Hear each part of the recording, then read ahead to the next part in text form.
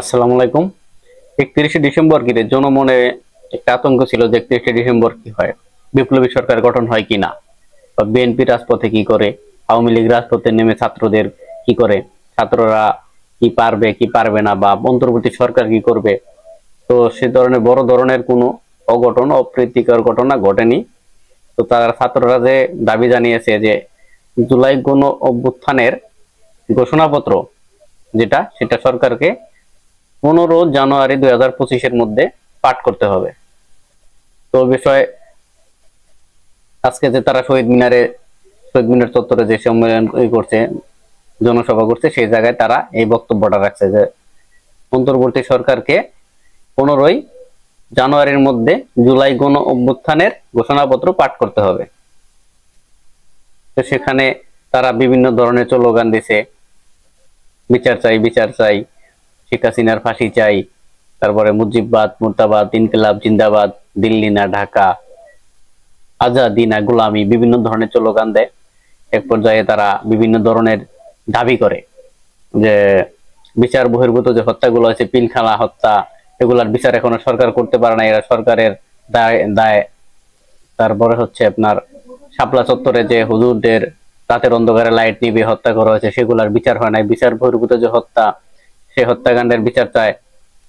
তারপরে আব্দুল্লাহ হাসনাত, যাকে সবাই চেনেন, বৈষম্য বিরোধী ছাত্র আন্দোলনের সমন্বয়ক, সে দাবি করছে যে আমাদের দেশে আর কোনো শত্রু নাই, আমাদের একমাত্র শত্রু হচ্ছে আওয়ামী লীগ। আর আওয়ামী লীগকে উদ্দেশ্য করে তিনি বলেছেন যে আপনাদের আম্মু আর জীবনে দেশে ফিরবে না, যাকে বর্ডারের ওপার পাঠিয়ে দেওয়া হয়েছে সে আর কখনো ফিরে আসবে না। এবং তিনি অন্তর্বর্তী সরকারকে বলেন যে আসলে জনগণের চাওয়া পাওয়ার অনেক কিছু আছে এই সরকারের কাছে। জনগণ অনেক নির্যাতিত, সরকার মানে অতীতে অনেক নির্যাতিত হয়েছে, সেটা বুঝাইছে। জনগণ ভোট দিতে পারে নাই, জনগণের কাছে যান, বাড়ি বাড়ি যান, মানুষের কাছে শোনেন তারা কি বলতে চায়, সেই ঘটনাগুলো আপনারা নিয়ে আসেন এবং সরকারকে সে বিষয়ে পদক্ষেপ নেন। আপনারা জনগণের ভোট নিশ্চিত করেন। যদি জনগণ যাকে ভোট দিয়ে সরকার বানাবে সেই সরকার হবে, এবং ওই সরকার তারপরে তারা ক্ষমতায় আসবে, তারা সরকার গঠন করবে এবং তারাই সংসদে মানে সংবিধান পরিবর্তন করবে বা সংস্কার কাজ করবে।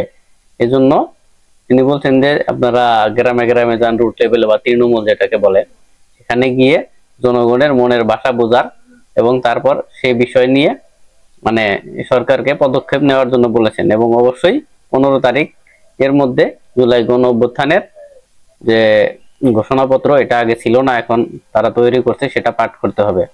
এখন এই বিষয়ে সরকার যেটা করছে, সরকার কি করছে, এটা সব বাইকে নিয়ে মানে সব দলকে নিয়ে তারপরে তারা একসাথে ঘোষণা দেওয়ার সিদ্ধান্ত নিয়েছে। এটা অবশ্যই ভালো, জাতীয় ঐক্য গঠনের ক্ষেত্রে সবাই যদি একসাথে কাজ করে তাহলে দ্বিতীয় কোনো মানে কারো মনের ভিতরে কোনো দ্বন্দ্ব বা দ্বিধা থাকবে না।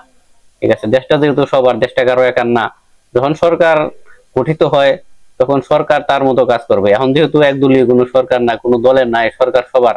আওয়ামী লীগ কথা বাদ দিলাম, বা জাতীয় পার্টিগণ, তারপরে আপনার বিএনপি গণ, জামাতগণ, যত দল আছে, এই সরকার সব দলের সরকার।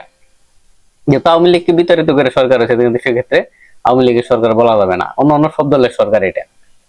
সেক্ষেত্রে এই সরকার সিদ্ধান্ত সবার মতামত নিয়ে করবে।